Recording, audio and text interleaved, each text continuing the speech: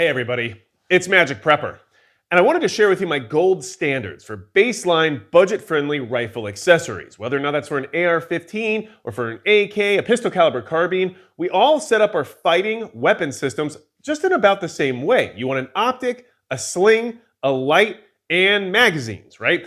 Now, those accessories can get very expensive, but there are some good budget-friendly accessories that are definitely capable of being SHTF or home defense quality without breaking the bank. And I wanted to make this video in order to help anybody who's new to this concept get into better quality items without wasting money on what is objectively trash, and then also understanding that they don't necessarily need the top tier stuff unless they want to eventually invest in that. Now, I do want to say that Midway USA is the biggest supporter of the channel because thanks to them, I can actually test out all these different optics and accessories and everything else and actually give you my honest feedback about whether or not they will work. And of course, you can find just about everything we're going to talk about today at Midway USA. So a big thanks to them for always supporting the channel.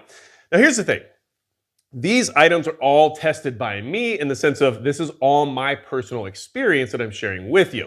If you disagree with what I'm saying here, please feel free to leave comments down below because I'm always open to new ideas and testing out new pieces of gear. But these are the items that have worked well for me over the years that have proven themselves to be what I would consider the gold standard to what I weigh everything else against. So for example, if I wanted to talk about this Primary Arms SLX MD20 red dot sight, well, it's done very well for me. So if I have any other red dots that don't do very well and they cost more than this does, now I'm measuring them against it and saying, well, this is definitely not worth your time, right? So to get things started, everything on the table has at least one example of those categories that we're going to discuss today, and not all of them necessarily emulate what you would consider to be budget, right? If you want to spend the money on an EOTech, please feel free. They're excellent optics, but they are very expensive. We'll start with optics because it's a great category, right? What do you need on a rifle? What do you need on a fighting weapon system? Optic, sling, light, magazine. Let's start with the optic because you have to be able to aim at what you're trying to shoot. Now, my gold standard budget-friendly baseline optic is going to be the Sig Sauer Romeo 5. Now, this is actually the Gen 2, which is actually really nice. And I really like what they've done with the Gen 2 of the Romeo 5. It comes with a much more robust, much more, let's just say aesthetically appealing mount. And I like the controls and everything else about the optic. It is very clear glass. It has a 2 MOA red dot. It has 50,000 hours of battery life, which obviously is give or take depending on how you use it and what settings you use it on. Obviously, it's night vision compatible, and it's just very robust and durable. So Sig Sauer Romeo 5 in general is my baseline gold standard for a budget-friendly red dot sight or optics in general. And if someone only has, $100 to $150 to spend on an optic, I'm never going to suggest something that's got magnification or any level of glass quality that would be part of the equation because generally you're going to get bottom of the barrel for that price point. But in that price point, you can get a Sig Sauer Romeo 5, either the Gen 1 or the Gen 2, which I've had good experiences with both.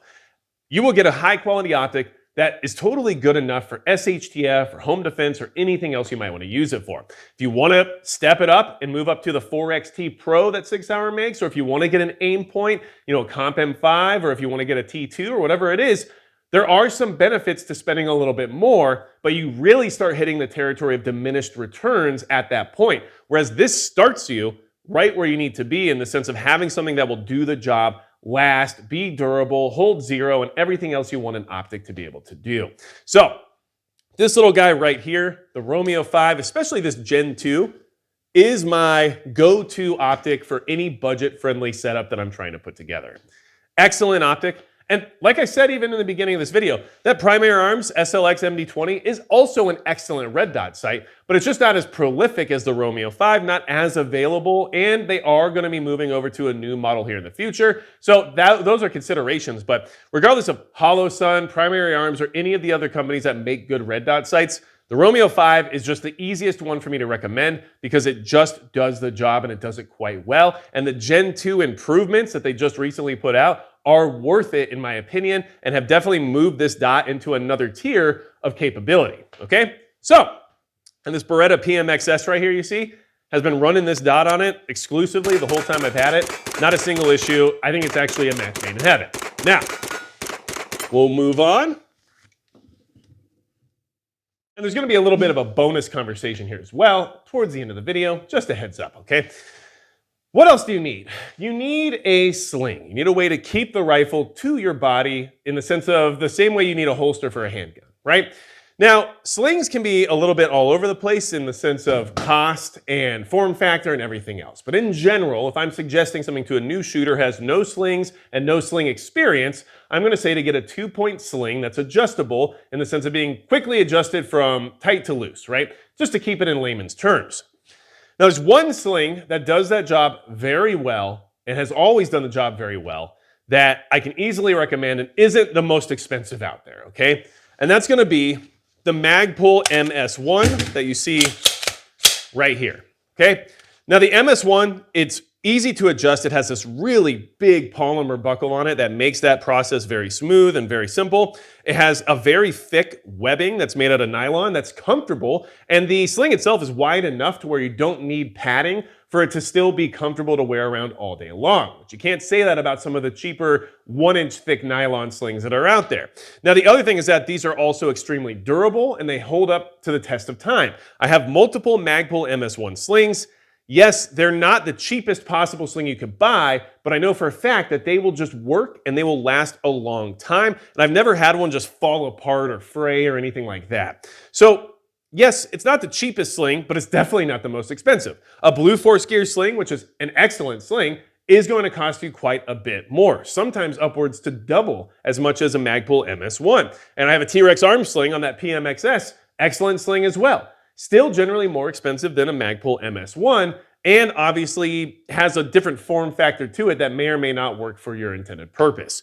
So if I have to recommend a sling and I have to compare a sling to anything else that I own, the Magpul MS1 is my gold standard, and it is budget friendly, at least compared to other slings out there. And I find it to be much improved and offer a lot of features and benefits that you don't get with those super cheap slings.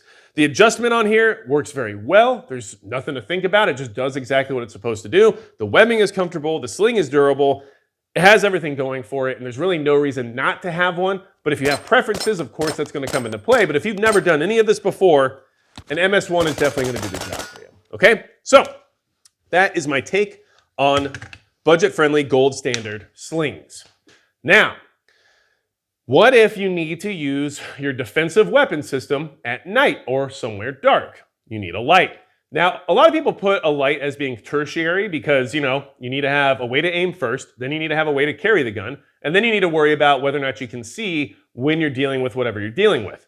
And honestly, that could probably be switched around with the sling depending on the situation and the intended purpose of the firearm. However, I still find it to be extremely important, and I have a light on any weapon system that I think is viable for self-defense in this regard. That being said, lights can be extremely expensive. And honestly, just like people insinuate sometimes, there's a good chance you might never even use it. But if you are going to need to use it, you want it to be quality. You need it to work. You need it to hold up to harsh environments. You need it to hold up to abuse, and you still need it to be bright enough to actually get the job done. And there's one light in particular that I can suggest without any question at all that has always worked well for me. This is just my experience, but it is something that I've tested multiple models of on multiple different weapon systems, and it's always worked well. And that is, well, hold on a second. That is a capitalist trying to work a communist weapon system. So there you go. That's why it just doesn't always work out very well. The Streamlight ProTac and the ProTac series is my gold standard budget weapon mounted light. It's around 100 to 150 bucks depending on which model you get. This is one of the cheaper models because it's the single CR123 battery, but you can get more expensive models that take 2 batteries that have pressure switches and everything else. But generally you can get this light with a mount, with a pressure switch, with the batteries, with everything you need for it to go right onto a fighting rifle and be good to go for under $150, which is a very good deal considering lights like a Surefire can run anywhere from $300 to $400, and they don't even provide you with any of those additional accessories. You won't have the pressure switch, you won't have any of the mounting options. All of that will have to be aftermarket, and that can be expensive. Of course, there are some Surefires that come with their own mount, but then if you need a pressure switch, you'll have to add that on, and it just keeps racking up. This light generally comes with just about everything you want, and it's still affordable in the grand scheme of things. Yes, over $100 is still expensive, but it's not like $400 like other competitors, but still has the quality for me to trust my life on it, which is something I can't say about some of the very cheap lights that are out there. Even these lights can fail. I've seen Surefires fail, I've seen Streamlights fail. Even the more expensive, better built, higher quality lights can fail, so I don't want to risk that with something extremely cheap. But the Streamlight has proven itself over time. This one has been on this AK the entire time I've had it. And what's great about this one is that it sat out in negative 30 degrees and it still works properly, even though the electronics were exposed to very extreme environments. And what's cool about this one is that even though it can handle those cold temperatures, the battery can't generally, but it's a quick, easy change to throw in a new battery and everything works perfectly fine once you do that. So the light itself is robust, it has no issues at all, it works very well, as you can see. I mean, it just does what it's supposed to do, and it's not very expensive. So I weigh all of my other light options to the Streamlight, and if I know I'm not gonna necessarily use a gun as like my main go-to weapon system, depending on the scenario, and I'm just worried about having light as an option and not necessarily a priority of any kind, I feel very good about the Streamlight. Now, the last thing that we need to discuss is magazines, because you need magazines to run your weapon system, and you need your magazines to work well. Now, that being said, AR-15s are generally the primary choice of rifle for most people here in the United States for a million reasons, which we don't need to get into here. But don't waste your money on bad magazines when the magazines that are already good don't cost very much. What do I mean by that? Just get Magpul magazines for your AR. They work well, okay? You can get the Gen M3s, which is what I have right here. They're slightly improved over the M2s or the MOEs, and they do a great job of feeding rounds into your rifle. That's all they're supposed to do, and not all magazines do a good job of that. But these ones do, and they're about anywhere from 10 to 15 bucks a piece, depending on where you get them.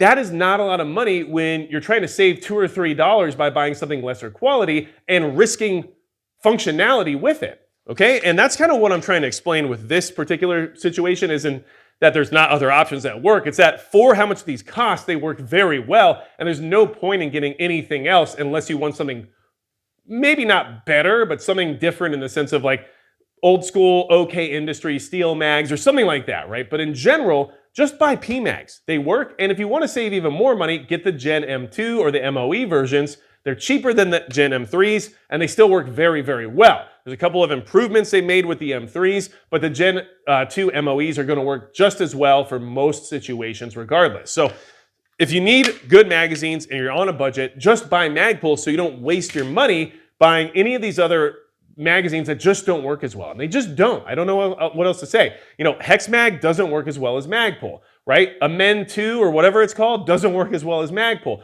Those are all much cheaper. You can buy a lot more magazines for the same amount of money, but we're talking the difference of like $7 per mag and $10 per mag. And I'd rather spend the $3 extra to get magazines I know for a fact are going to be durable and feed my weapon system properly to avoid as many malfunctions as possible. And that to me is worth $3 extra per magazine. And I think that it would be silly to tell people to buy cheaper magazines than PMags, even though you would know there's a higher chance of them having malfunctions. And that's just the truth. So, I told you I was going to have one more little tidbit for you, right? And this is not related to your rifle system at all. But just a heads up, if you're also in the market for pistols and you're not sure what to do in that regard because you're on a budget, just like you are for trying to set up your rifle system, two things I'm going to suggest. Well, let's just say two things, okay? This is a 6-hour P226, but the kicker here isn't that it's a P226 because those are actually relatively expensive pistols. This is a law enforcement trade-in P226. This came from a police department and it was very inexpensive because of that. You can get great pistols from law enforcement trade-ins that are better than the other pistols that cost the same brand new, and they have access to a larger ecosystem of parts and holsters and everything else regarding why you might want that higher quality, better name, reputation firearm, right? So when I say that, what I mean is you're getting a reputable manufacturer's gun for the price of a budget manufacturer's gun brand new. And this is all over the spectrum. You can find, Glock 22s, you can find Glock 17s, you can find Smith & Wesson M&Ps, you can find P226s, you can find Beretta 88s, all kinds of stuff. So please take a look at the used market when it comes to law enforcement trade-ins, because I got this pistol for basically half of what it would have cost brand new. And a little secret for you, this was brand new in box old stock. The only thing that's kind of messed up with this gun is the fact that the night sights and the tritium in the night sights aren't very bright anymore. But that's it. Everything else is basically brand new, and I got it for like half price. So if you're looking for a cheap handgun, look for law enforcement trade-ins, because you can get high quality guns that are used, but for the same price of lower quality guns that are new, right? And I'd still rather have a gun like that than a questionable gun just because it's new. The other thing to keep in mind is that there are some good options out there. We have a lot of Gen 3 Glock clones these days. And if you need to buy a budget pistol and you want it to be compatible with a certain amount of parts or magazines or anything else, but you just don't have the budget to buy something top tier or from the manufacturer that designed it originally, then of course, I've had good experiences with the PSA Dagger. I've had good experiences with some other guns that are similar to that. And I know Ruger just came out with the RXM, which is another Glock clone, the Gen 3 Glock clone. Those are good options for people who just need something to get started with. But personally, if I was going to start right now and I had nothing at all, I'd go used law enforcement trade-in to get that higher quality build from a higher quality, more reputable manufacturer in the first place. And that's just my experience. So let me know in the comments below, what other accessories would you add to this gold standard budget tier list, right? Of course, people are going to bring out their Holosuns. I know that already. Like I said, I think the Romeo 5 has just made a name for itself. It's kind of the gold standard in my system, but it's also been elevated because of the Gen 2 release, and that's just my opinion. For lights, it's really hard to beat the Streamlight ProTac. Yes, some people will say it's dumb to spend more than $100 on a flashlight, but at the same time, I've seen $40 or $50 flashlights that are absolute garbage when it comes to the materials used and the build quality. So it's up to you if you want to take that risk, but I still want my stuff to work properly, especially in a self-defense capacity. But I also know that there is a point in the amount of dollars spent where you do actually receive durability and quality without having to pay exorbitant prices, right? So there is that, but please feel free to add any suggestions you have. When it comes to slings, I think the MS-1 is just a good all-around solid choice, but I'm sure you might have some other things you've tested out that have worked well for you. And magazines, you know what? No, don't tell me about your magazines. PMags are really the way to go, and if you have anything cheaper than them, I bet you PMags are better. Sorry, it's just the truth. But what about AKs? What about, Beretta PMXSs? What about all these other guns? Well, when it comes to that, for a Beretta PMXS, I'm going to say we'll either get the factory magazines that fit your gun. So whether or not that's a Beretta, whether or not that's like a SIG MPX or a CZ Scorpion or whatever it is, use the factory mags and call it a day. And with the Beretta, you can actually use B&T mags as well. So you're getting magazines from a good quality manufacturer. That's the only way to go. When it comes to stuff like AKs, you know what AK mags work well, and you know which ones are going to have longevity. So, the Circle 10 mag that I have in this AK right now, very expensive, very good magazine. But will US Palm magazines work? Sure. Will Magpul magazines work? Sure. Will they fail sooner than something like a Circle 10 magazine? Sure. So those are all considerations you have to make. But in general, these are my suggestions. Let me know what else you think below. If you need anything else from me at all, go to magicprepper.com. There's discount codes there. There's a Discord server that's free. There's ways to communicate and network. Feel free to do that. And anything else you need from me at all, you know what to do. And that's going to be it for Magic Prepper.